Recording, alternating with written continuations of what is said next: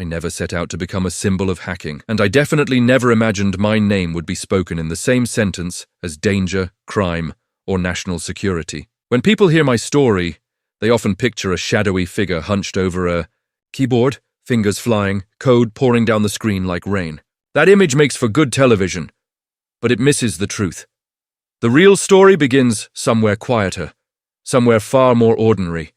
It begins with curiosity, and it grows through an understanding of people. From a very young age, I was fascinated by systems. Not just machines, but the invisible rules that made things work. I wanted to know why something behaved the way it did. What would happen if you pushed it just a little beyond its intended limits? I wasn't interested in destruction, I was interested in comprehension. Phones were my first obsession. The tones, the clicks, the pathways of calls traveling invisibly across the country. To most people, it was magic. To me, it was a puzzle, begging to be solved. As I learned more, I noticed something important.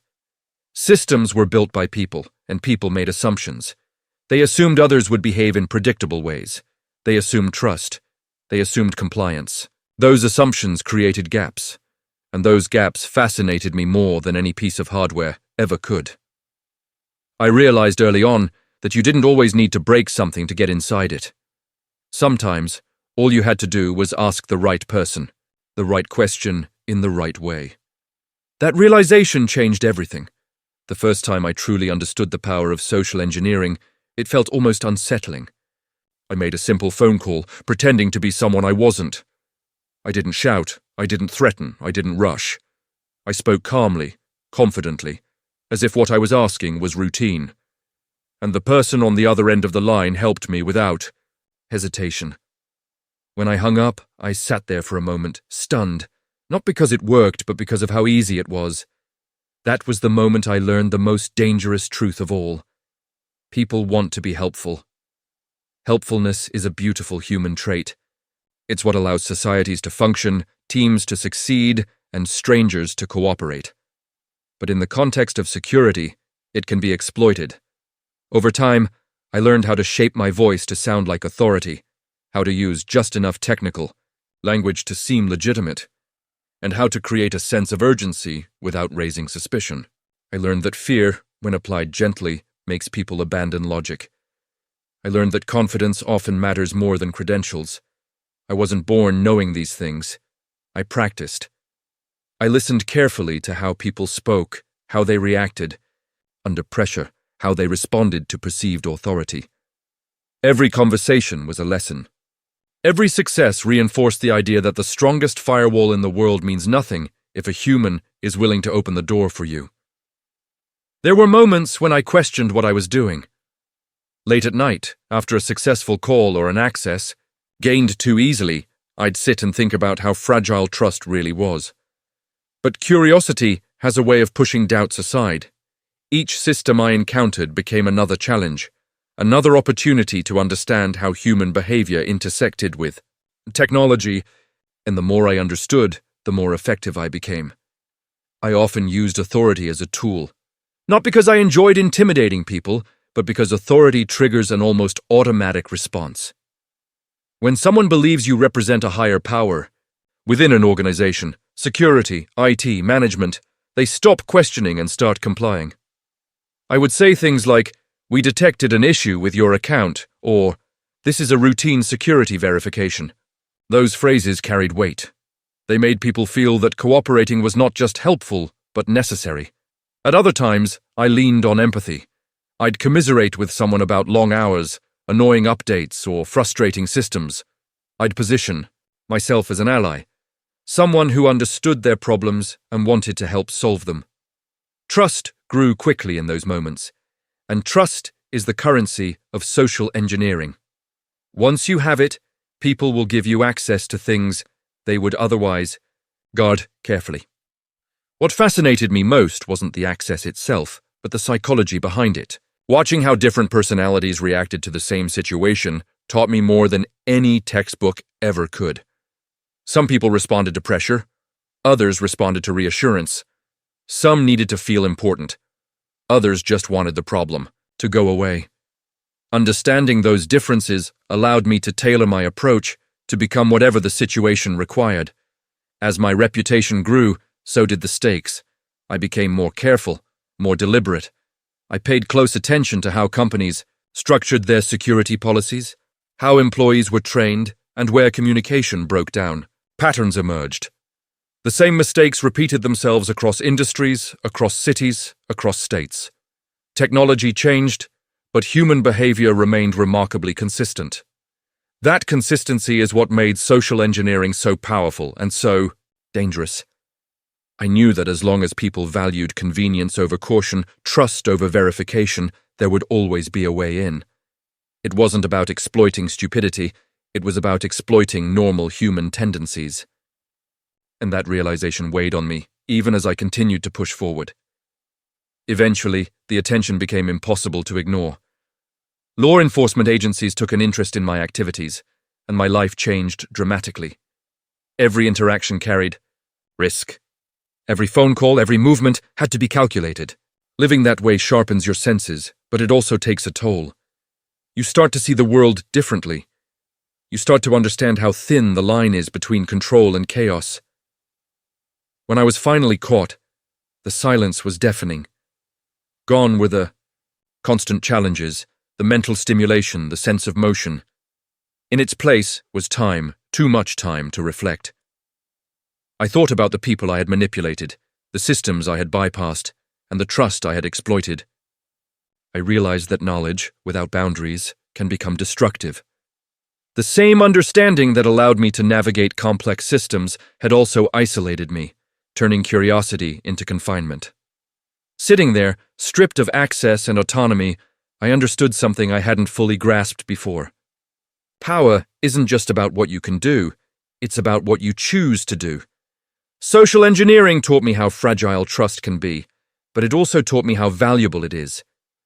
The same techniques that allow someone to deceive can also be used to educate, to protect, to strengthen systems rather than weaken them. That realization marked the beginning of a shift, not just in how I used my skills, but in how I understood them. The story of my life isn't just about hacking, it's about human behavior, about curiosity, about the consequences of unchecked knowledge. And as I continue to tell it, I want people to understand one thing above all else. The most complex systems in the world are built on something very simple: human trust.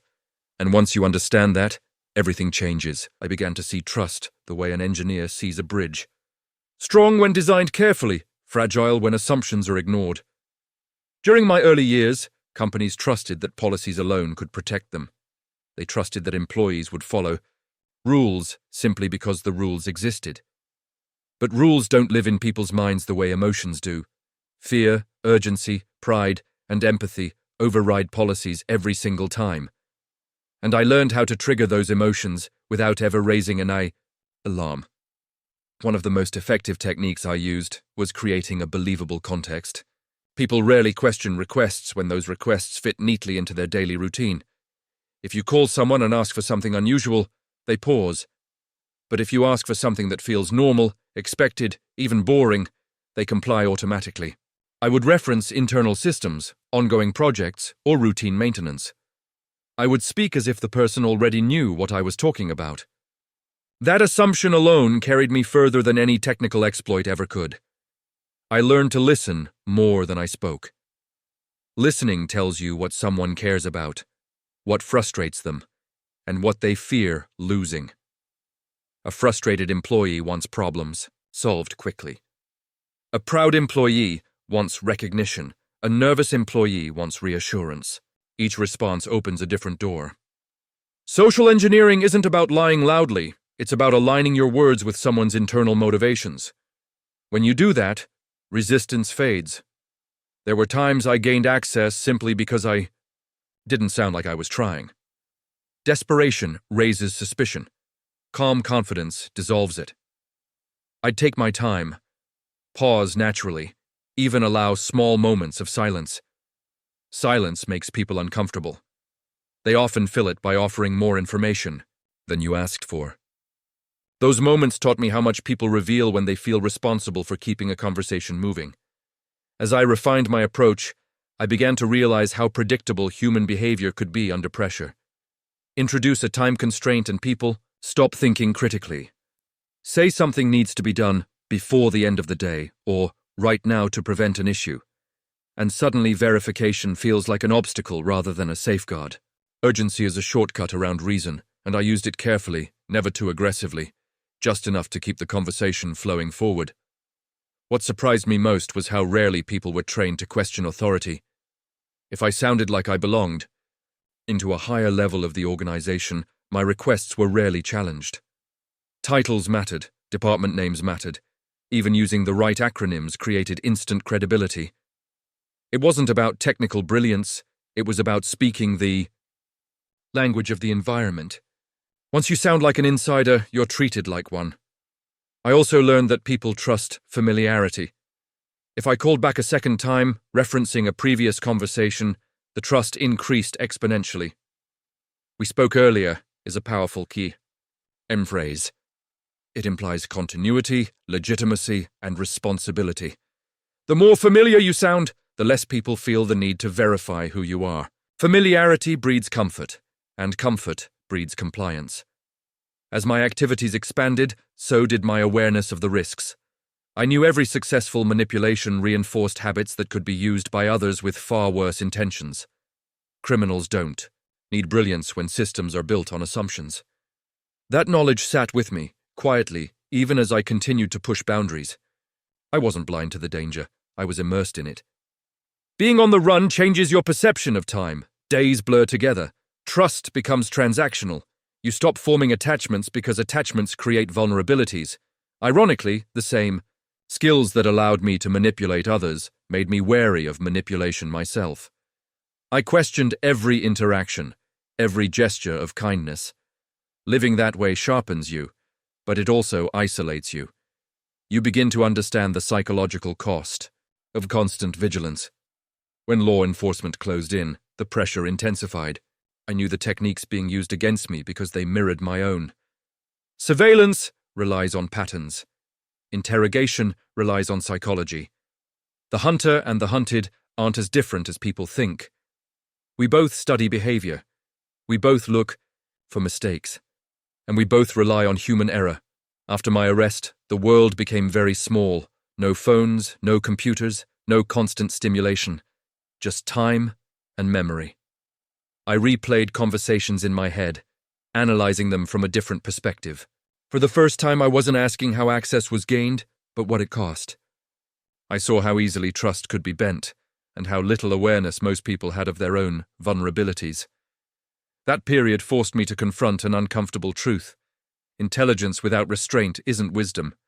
Curiosity without ethics leads to harm, even when harm isn't the intention. I realized that my greatest responsibility wasn't proving how clever I was, but deciding how that cleverness should be used. Knowledge amplifies intent. If intent is misguided, the results can be devastating. When I eventually re-entered the world, everything felt different. Technology had advanced, but human behavior hadn't. The same weaknesses existed, just wrapped in newer systems. That's when I knew my experience had value beyond my past mistakes. I could teach organizations how attackers think, not by theory, but by lived experience. I could show them that security isn't about distrusting everyone, but about designing systems that respect human nature instead of ignoring it. I began explaining to companies that training employees to fear mistakes doesn't create security. It creates silence. People hide errors when they're afraid.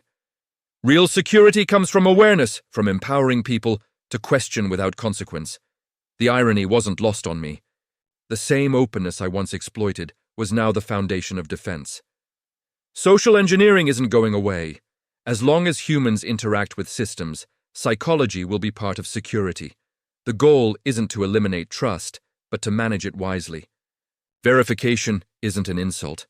It's a safeguard. And understanding why people comply is the first step in helping them protect themselves. As I reflect on everything that happened, I don't see my story as one of villainy or heroism. I see it as a case study in human behavior.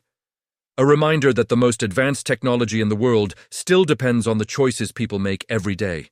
And those choices are shaped by emotions, habits, and assumptions far more than logic alone. The systems I encountered taught me something profound. You can build walls as high as you want, but if you leave a door unlocked out of politeness, curiosity, or fear, those walls are meaningless. Security isn't about suspicion, it's about awareness, and awareness begins with understanding ourselves.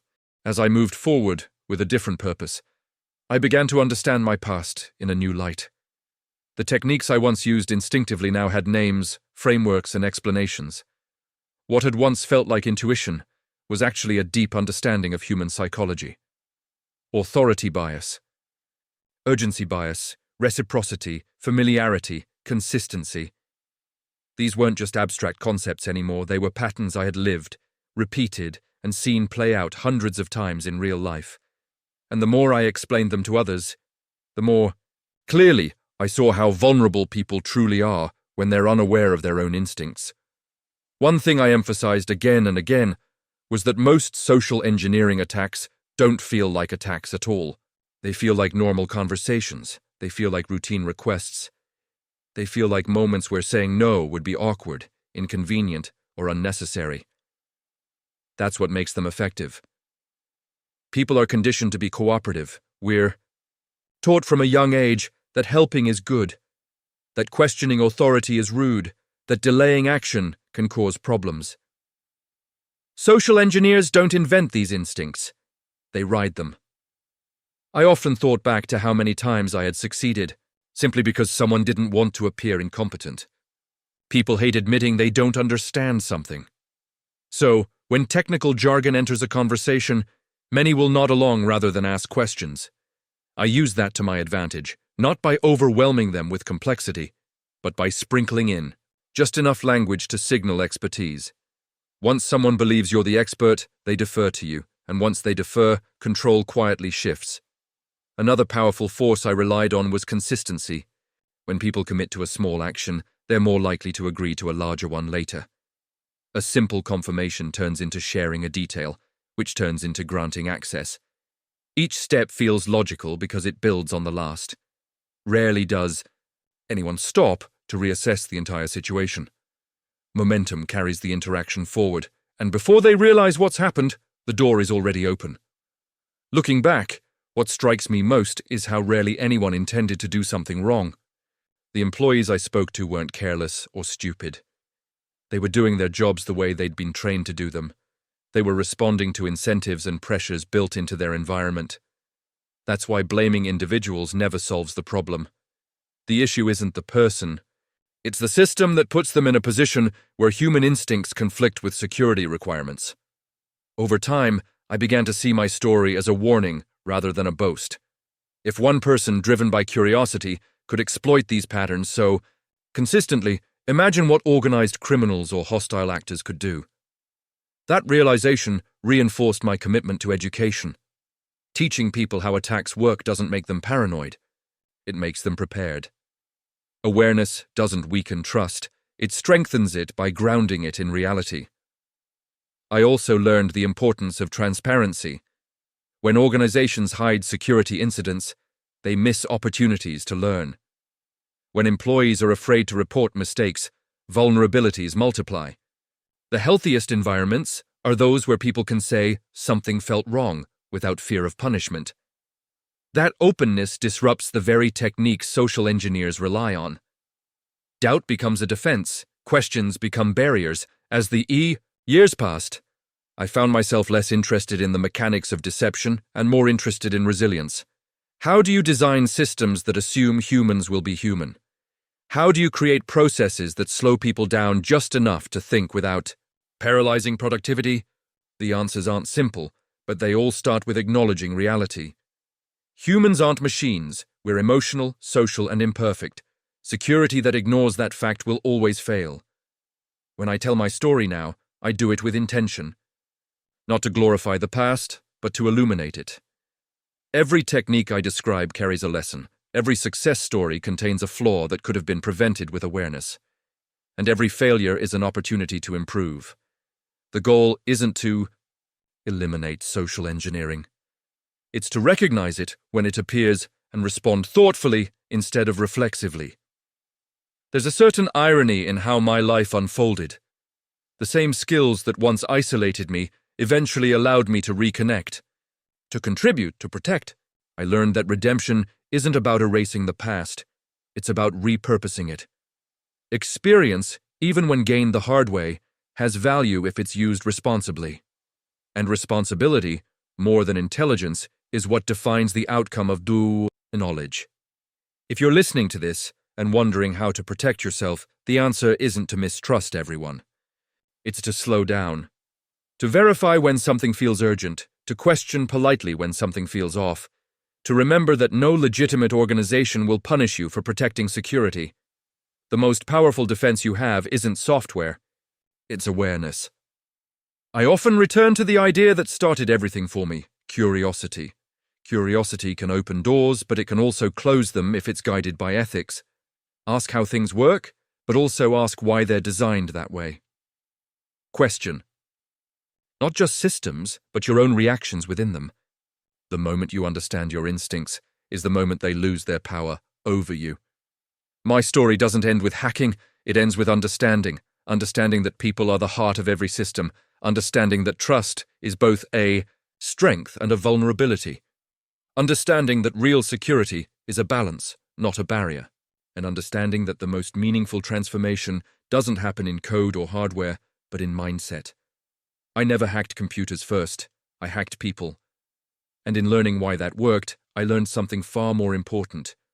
When we understand ourselves, we become harder to manipulate, harder to deceive, and stronger as individuals and as a society.